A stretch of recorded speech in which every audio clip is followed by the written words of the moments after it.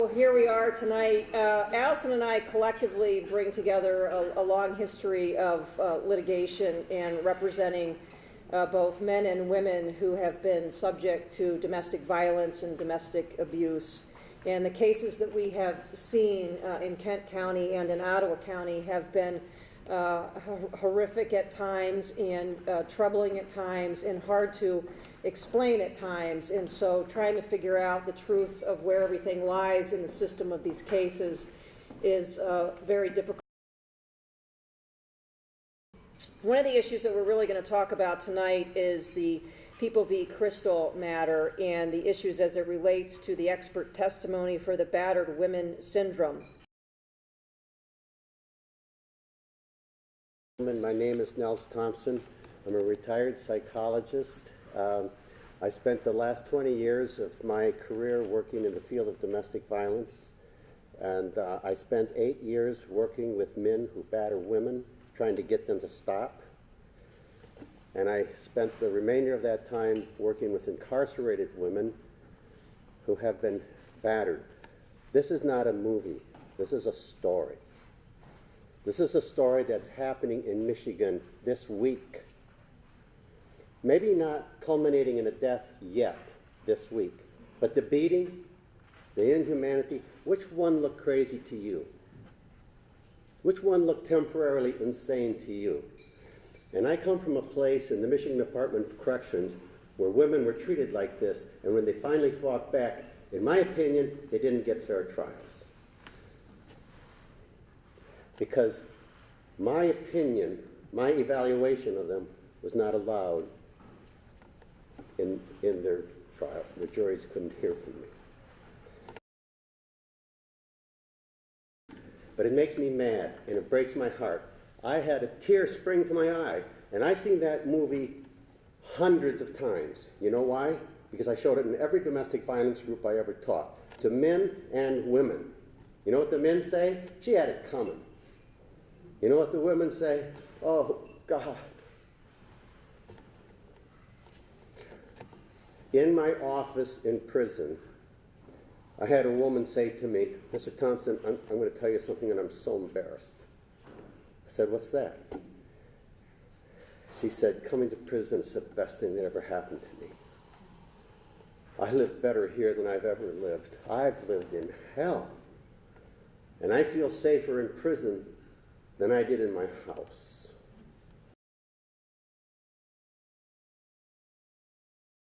Francine Hughes did not go to prison. This brilliant lawyer successfully persuaded the jury not to convict her.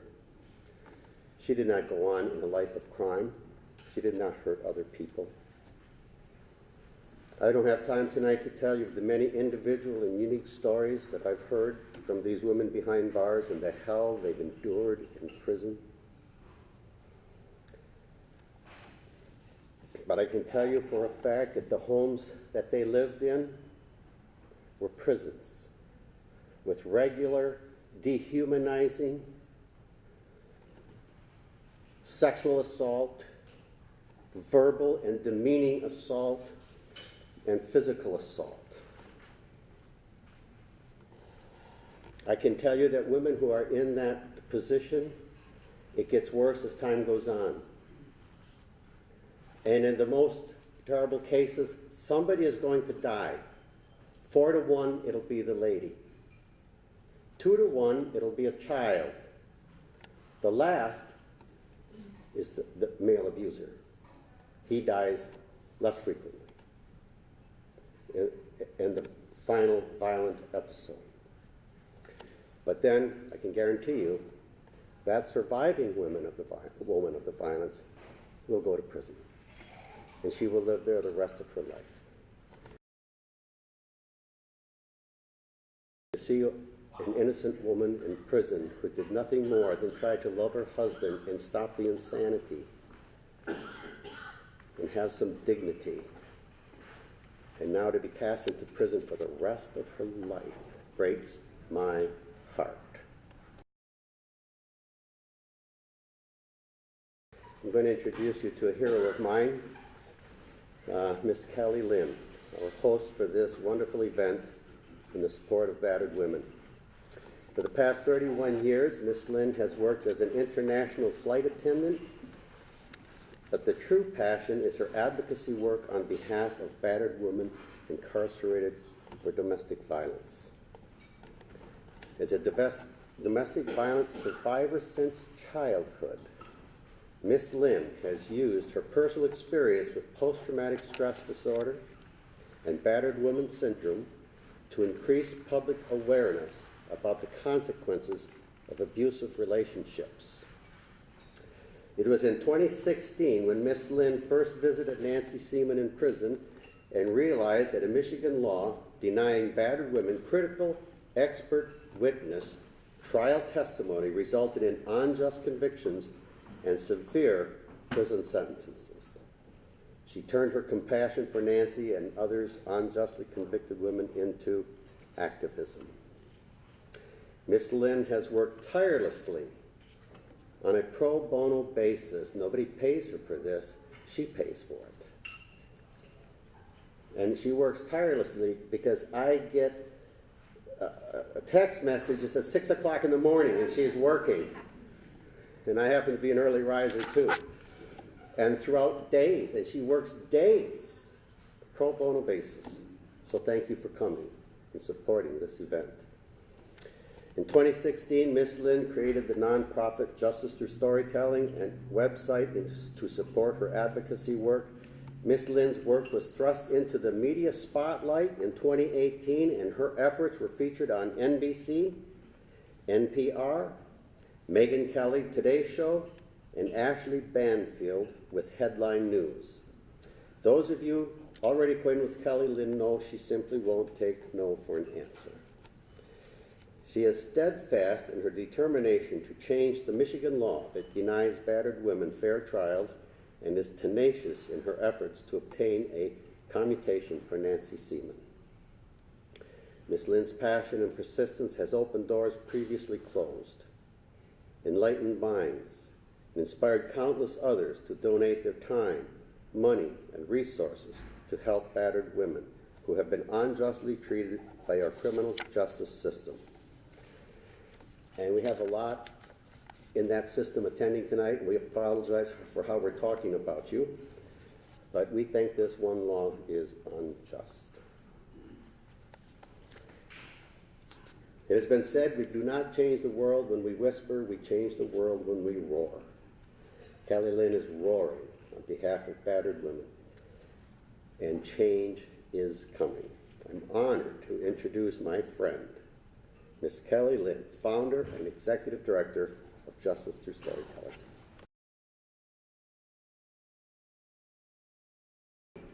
My own experience with domestic violence brought me to where I am today.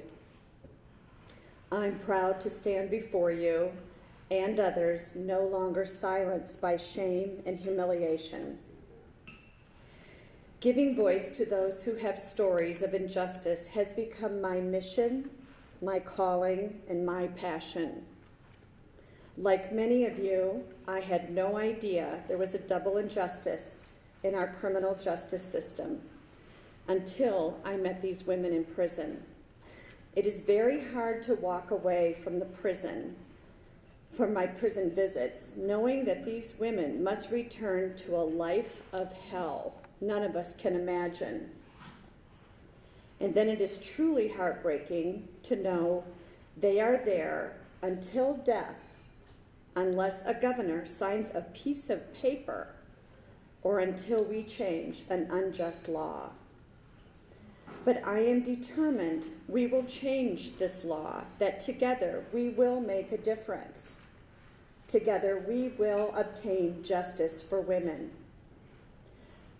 Ladies and gentlemen, I'd like to introduce you to Nancy Seaman, a woman who is serving life behind bars for killing her husband in an act of self-defense. My name is Nancy Seaman, and I'm a prisoner at Women's Huron Valley Correctional Facility, where I've been incarcerated for the past 14 years for the homicide of my abusive husband, Bob Seaman. I was once the face of every woman, a wife, mother, sister, daughter, friend, co-worker, neighbor and elementary school teacher. I was a step-mother to your sons, and I likely sat next to you in the bleachers cheering at our children's sporting events. Now I'm a convicted murderer.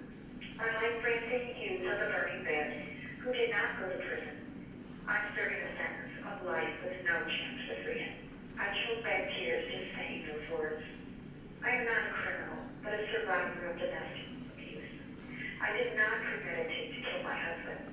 I only premeditated to face this lead bout without confrontation. With the financial support of my father and moral support of both my sons, I secretly purchased a condo and began moving my possessions from our home. Somehow, Bob discovered my plans. But he waited until the morning of May 10, 2004 to confront me about what he had discovered. A verbal altercation about my plans to leave turned violent, and I was chased to the garage and knocked to the floor. As I laid on the garage floor about pace, spewing his vitriol verbal abuse, while he periodically approached to batter me. At barely 5'2" and 110 pounds, I was no match for about 189 pounds of rage. I had no hope that I could escape Bob's grip, and every expectation that he would overpower me, as he always had before.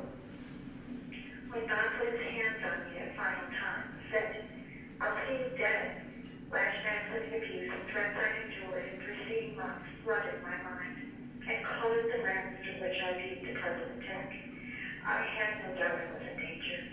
In a panic frenzy, I defended myself, and my blows were deadly. Unlike Francine Hughes, I didn't call the police. It never entered my mind. I suppose that's because of my two previous contacts with the police. After having been battered, they offered no help. I wasn't able to think clearly. Rational thought wasn't possible. Instead, I slipped into the same autopilot behavior that had allowed me to cope with Bob's abuse during all those years of our marriage. I simply denied the reality of what had happened, covered up any evidence of it, and went about life as if nothing ever happened. When my son was notified by the police that a tragedy had occurred in our family, he recalled that his first thought was that his father had killed his mother and then killed himself. That remark tells the whole story. Those who knew Bob and I well feared not for his life, but for mine. Trial evidence supported my claim of self-defense. The autopsy showed alcohol and amphetamines in Bob's system, which likely fueled his rage, and the pathology report confirmed it was a face-to-face confrontation, not the ambush the prosecutor claimed. The numerous bruises on my arms and legs at the time of arrest were classified as defensive injuries by the state nurse examiner, who testified that defensive injuries are injuries a person receives when they try to protect themselves from being injured further. Still, I was convicted of first-degree murder. Now, only the governor can release me. 5 months after I was sentenced, Judge McDonald presided over my trial, believed I did not premeditate to kill my husband, and he overturned the jury verdict. 5 years later, federal Judge Bernard Friedman did the same. After hearing all the evidence, Dr. Lenore Walker, the foremost authority on battered women syndrome and expert witness at my trial, was not allowed to present to the jury because of an archaic law called People v. Crystal. Dr. Walker has stated, "I testified in over 500 trials in 35 states, and never was my testimony so limited as it was in the state of Michigan." Both Judge McDonald and Judge Friedman support my release from prison. Please support the release of battered women who have been unjustly incarcerated for defending their lives from attack from their abusers, and support legislative change to the law People v. Crystal. Thank you for your attendance tonight. Justice Bridget Mary McCormick joined the Michigan Supreme Court in January 2013 following her election in 2012. She is a New York University law graduate. Justice McCormick started her legal career in New York City as a staff attorney with the Legal Aid Society. In 1996, she joined the Yale Law School faculty. She then joined the University of Michigan Law School faculty in 1998, where she taught criminal law, legal ethics, and various clinics. She was named Associate Dean for Clinical Affairs in 2002. In this position, she founded many new clinics, including a domestic violence clinic, a pediatric health advocacy clinic, and in 2008, the Michigan Innocence Clinic, which has exonerated 18 people so far. Justice McCormick was elected to the American Law Institute in 2013. The United States Department of Justice and the United States Department of Commerce National Institute of Standards and Technology appointed her to the National Commission on Forensic Science in 2014. She serves as an editor on the ABA's preeminent journal, Litigation, and she continues to teach at the University of Michigan each year, as well as publish in professional journals and law media. Justice McCormick is married to Stephen Crowley, a partner at Latham & Watkins. They have 4 children. Justice McCormick is here tonight to explain and answer questions about the legal rule set out by People versus Crystal. I have certain constraints now as a judge about what I can talk about and what I can't talk about, and I'm going to address those up front. But before I do, I'm going to say that before I was a judge, I was a lawyer. That's true of a lot of judges. And I was a lawyer not that long ago, and I was a very happy lawyer. I was elected to the bench, as you heard, in 2012, but before that, I practiced law for a long time. So I just thought my role here today was to explain, when you hear about this law, People v. Crystal, first of all, that's a little bit of a misnomer. It's not a law. People v. Crystal is an opinion from the Michigan Supreme Court, my court, from before my time. And it was an opinion that set out the standard for how expert witnesses can testify in cases where someone claims to be a victim of battered spouse syndrome. And I think it's more commonly called battered spouse syndrome now in most states.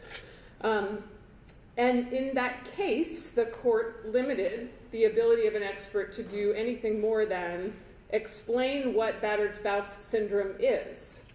The court said that the expert, if there is such an expert, can't then connect that testimony to the particular person in the case. The expert witness cannot say, this particular person is suffering from battered spouse syndrome or acted because of battered spouse syndrome, or explain any of the individual facts in the case as a result of that syndrome. So the expert testimony is permitted sort of at 10,000 feet and not connected to the individuals in the case.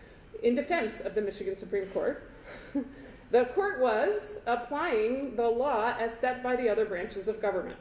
The legislature gets to write what the self-defense statute does and also what the expert witness rules do, and they can change those anytime they want.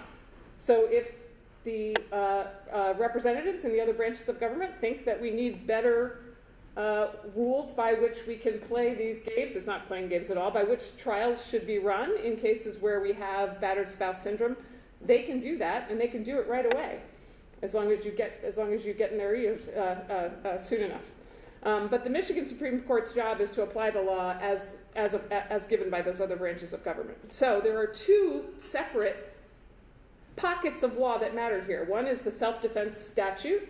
We have a self-defense statute that the legislature has written, and it has amended that statute at other times. So, for example, in 2005, the legislature amended the self-defense statute when a lot of legislatures around the country did, to strengthen the stand your ground provision, to make it more so that someone in their home is able to use deadly force under circumstances that you might not if you were somewhere else in the world. And that was in response to presumably what the people wanted. And so we now have a self-defense statute that protects people in their own homes when they use deadly force in a way that it did not before 2005. The legislature can amend a statute, can do it anytime it wants. The other way the legislature can speak to this topic is through the expert witness statute. The legislature can say that there are, in cases of battered spouse syndrome, An expert witness should be able to do more than simply describe what that syndrome is, but should be able to evaluate an individual person and give an expert opinion about whether that person was suffering from that syndrome. And other states have done that. Missouri has a statute that does exactly that. So I don't know if I'm here with good news or bad news. Is it good news or bad news? I think it's good news. I think it's good news because frankly, you don't want courts to be the place you go get policy done. That's not what courts are supposed to do, right? Courts are supposed to be the branch of government that applies the laws, and you need that to be able to know, what the rules are. But the legislature, where if you don't like the policies that the legislature has in place, you can throw them out. That's how that works, right? They actually get to campaign on what kind of policies we're going to deliver, and if they don't deliver the policies you want, you vote them out, vote in somebody else. Or they respond to you and give you the policies they want. They can actually make the kind of changes that can make a difference for people that Kelly is fighting for. I think I'll probably stop there. Kelly, and we begin this morning with a wife and mother convicted of murder, but was she actually guilty? Nancy Seaman, a Michigan woman, has been behind bars for 14 years for the murder of her husband, Robert. Now, there is zero doubt that she killed him with a hatchet. That's never been in dispute. She admits that. What she does dispute is whether it was premeditated first-degree murder, as the jury ultimately found. You see, Nancy claims that she was a domestic violence victim and says the trial did not give her a fair shot at proving that. Now, we've heard that kind of argument before in other cases, but now even the judge who presided over Nancy's trial is backing her, asking Michigan Governor Rick Snyder to commute her sentence from life in prison, where she sits right now, and to set her free. Nancy Seaman has spent more than a decade behind bars for the murder of her husband, Bob, who she says started to physically abuse her just 2 weeks into their marriage back in 1973. Testifying during the murder trial in 2005, she talked about their relationship. There was no abuse before we got married. He treated me like a queen. He never raised his voice at me. He never abused me before we were married. So 2 weeks after we were married, when he beat the hell out of me, I was in a state of shock. Nancy describes herself as Catholic and says because of her faith, she never took steps to leave her husband. Marriage is a sacrament. And you take a vow, and it's for better or worse. And that's how I was raised. That's how my parents raised me. That's how their marriage was. Nancy says that she went to the police twice, but never filed a police report. As the years went on, she describes the abuse as getting worse. She decided to finally leave her husband and put down a payment on a condo, but says when Bob found out, he was furious. According to Nancy, there was a confrontation, and her husband threatened her with a knife. She says she retreated to the garage, where Nancy claims he then came at her. That's when she struck him in the head with a hatchet and stabbed him 19 times with the same knife that she claims he used to attack her. During the trial, prosecutors argued Nancy planned to kill her husband all along. She was seen on video the day before the murder, buying the very hatchet she used to kill him. Her actions after the murder, including the cleanup and cover-up, were also suspicious. After the crime, Seaman never went to the police. They ultimately came to her after friends reported their concerns that Bob was missing. And her older son, Jeff, a witness for the prosecution, testified against his mother. He told jurors that he saw his parents argue, but never saw any abuse between them. Lynn Bronson was an alternate juror. In a 2012 interview for the Oxygen show Snapped, she said Jeff's testimony helped them decide to convict Nancy Seaman. It was really what he had to say that really drove home us believing that it was something that she had thought out and delivered. It was an accident that he was dead. He shouldn't be dead. Nobody should have been dead that morning. Nobody should have been dead. Joining me now are 3 people who believe Nancy Seaman deserves to be released from prison. Judge John McDonald, who oversaw Nancy's murder trial, Kelly Lynn, an advocate who has started a letter campaign to Governor Snyder on Nancy's behalf, and Nels Thompson, a retired prison psychologist who treated Nancy multiple times behind bars. Thank you so much, all of you, for being here.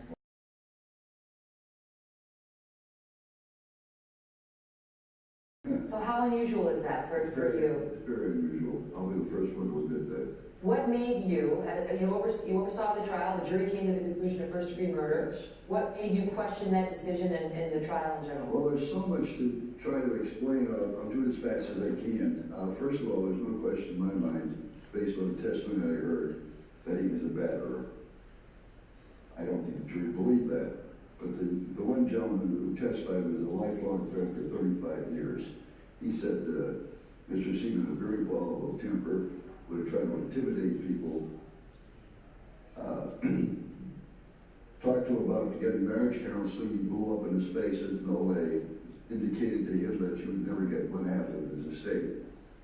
The other thing is that she was ready to leave him. She purchased a condo. She borrowed $10,000 from her father so she'd get away from him.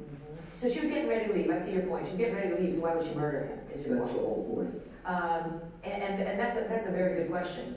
But the jury would say, I'll start with you on this, Judge. Sure. We considered all that. We didn't buy it. We didn't believe her. You know how it works.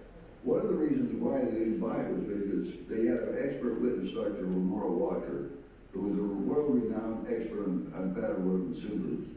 There's a case in Michigan called People versus Crystal, and that stood for the proposition that the expert witness cannot opine that the victim is a battered woman. You can talk about domestic violence. You can do it. You can talk about Nancy, but you can't say Nancy did it because of the battery. They know the jury never heard that. I have no quibble or an argument with the jury returning that verdict. Based on the evidence that they heard, what bothered me was the evidence they did not hear.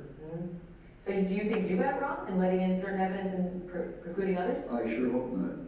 Because if I did, that would be a tragic event. I should be reversed if I got it wrong. So you tried to reduce this to a second-degree I murder did. charge, and it got upped back to first-degree murder by the appellate court. Court of Appeals, there's three-judge panel. Two of them said I committed abuse of discretion. The third judge said, no, it wasn't. Most trial judges would have walked away at that point and said, all right, that's it, but you're still on it. And going to the governor to try to get him to commute her sentence. Now,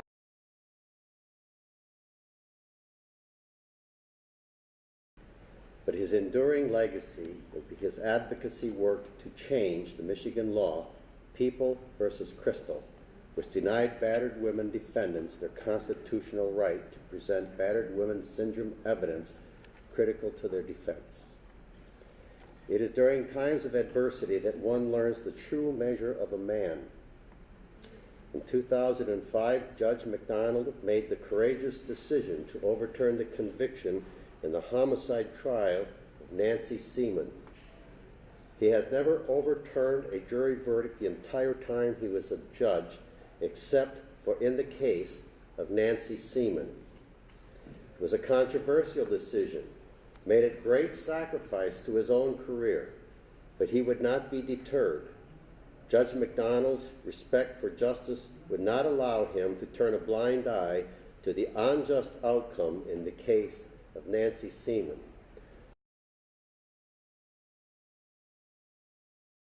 Judge McDonald has expressed to me the difficulty of this decision. He has expressed to me the personal trauma that he felt that the trial had gone wrong and that justice was not served. And the personal difficulty of taking the stance that he did was huge to him.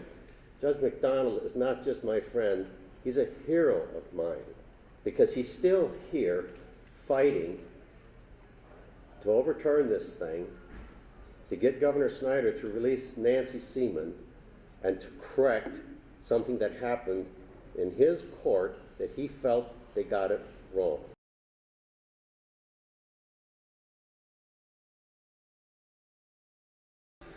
When I heard Justice McCormick speaking, I thought she was going to say, Judge McDonald, you made a mistake. You misinterpreted the case law. You should have allowed her to testify. Thank God she didn't do that. Because that really would be of my conscience if that were true. Nancy Seaman has been in prison now for 14 years, and I'm still advocating for the governor to release her. I've written letters that voice my support through media outlets. And I have no idea where her case stands with Governor Snyder, but the time is crucial. It's our hope that before he leaves office, he has the courage to exercise discretion and commute her sentence. I was a circuit court judge for 17 years. In those 17 years, I must have tried at least one first-degree murder case a year, sometimes two. I was trying to recollect how many first-degree murder cases I had, and I must have over 20 some, including about 3 or 4 juvenile cases.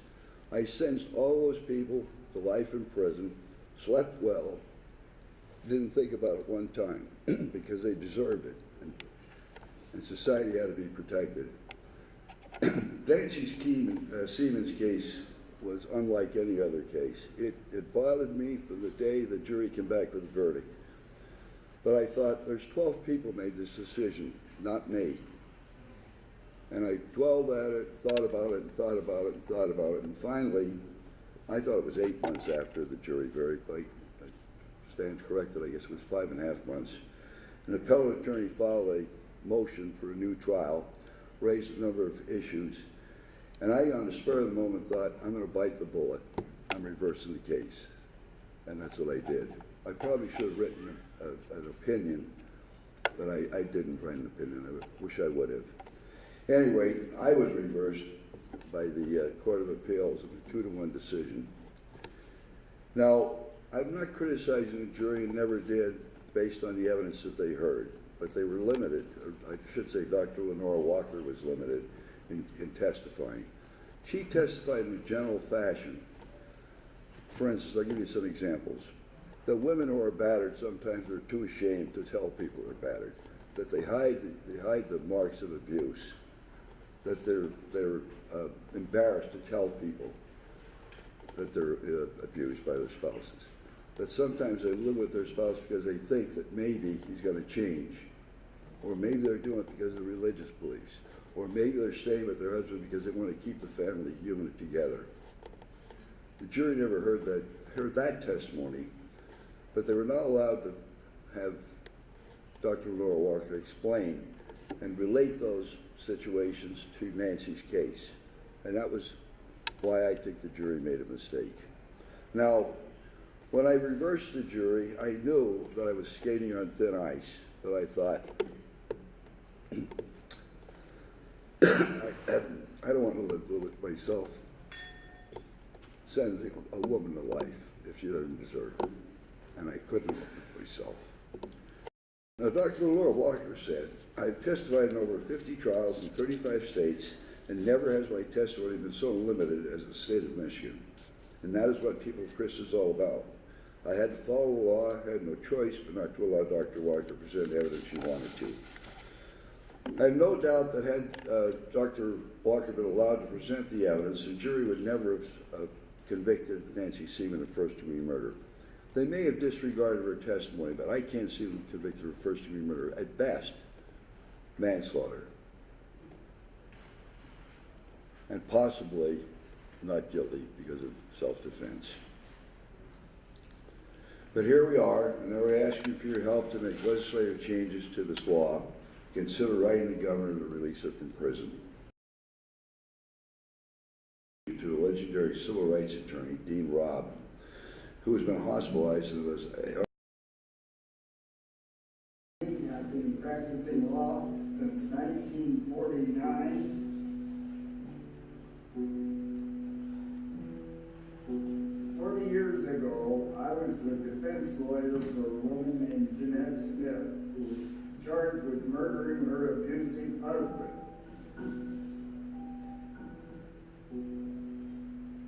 I used the battered women syndrome as my defense.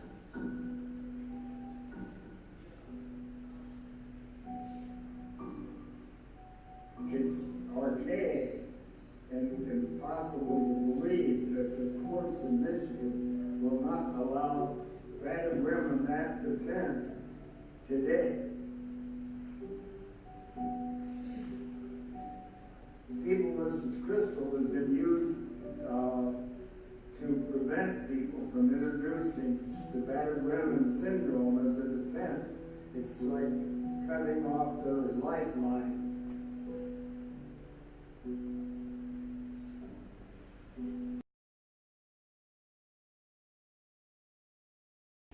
These women Michigan prisons for defending themselves from abuse are not criminals. I'm so proud of Judge Jack McDonald for overturning the jury verdict of Nancy Seaman.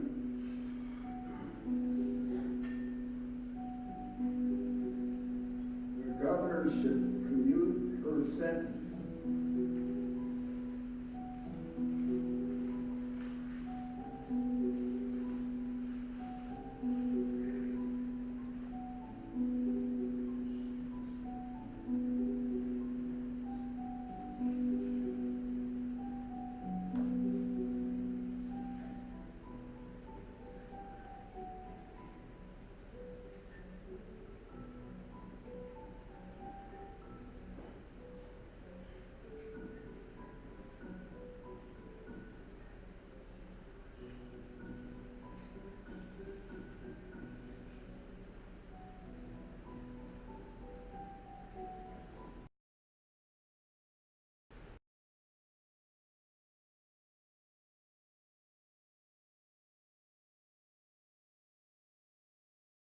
The People versus Crystal is just an opinion from my court. So what happened was some criminal defendant appealed his or her conviction. I don't even remember what the details were of the case, where that the question of the limits of an expert's testimony in a battered spouse syndrome situation was in play, and the court was asked to decide what exactly can an expert in battered women's syndrome or battered spouse syndrome say and what can't the expert say.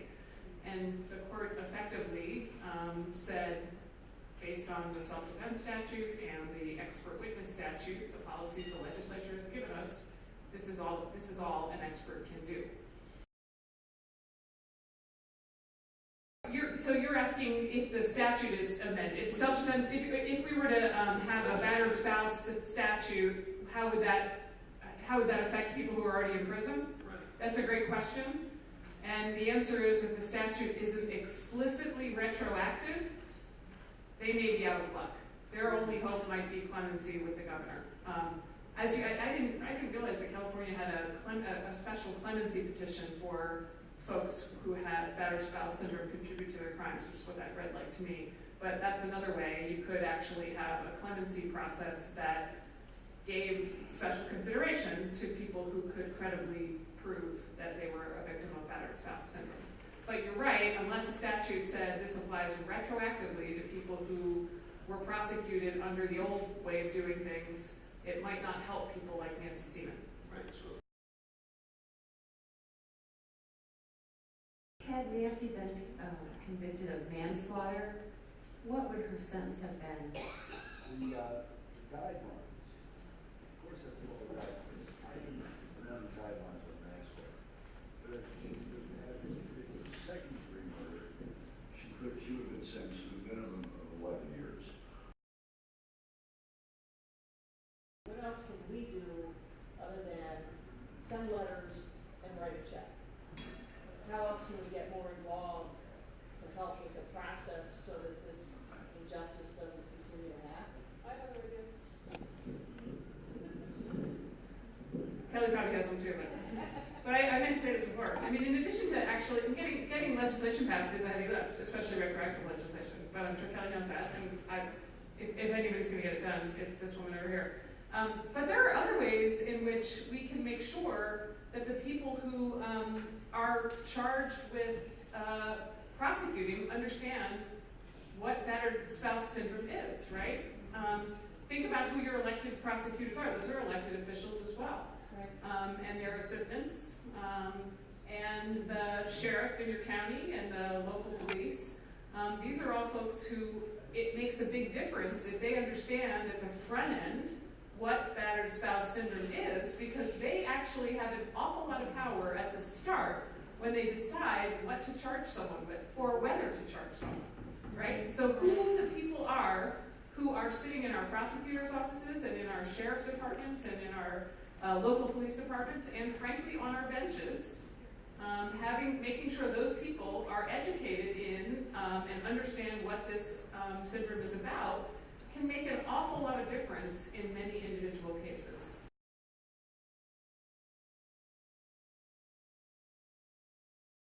Hi, my name is Jeanette Skipper, and I'm a candidate for District 30 for Michigan State Senate. And I am a survivor of domestic violence. And what I want to share with you is back in '97, my experience was a broken jaw that actually got me to leave the situation. But what I want to tell you, that I spent more time with my jaw wired shut than what my abuser spent in jail. He had 20 days in jail. We don't have justice from the beginning for women that is dealing with domestic violence. And if you've seen in the news about the young GVSU woman who continuously, her and her mother, reported to the police the harassment from the ex-boyfriend, the phone calls and the stalking, and nothing was done. She ended up dead. We need to be proactive on our policies and our legislation, and yes, work towards these things that have been unfair and unjust towards women with self-defense. And what I want to tell you is that you have me in your corner if I am elected. I will be an advocate for the legislation that helps protect women. Okay? Thank you.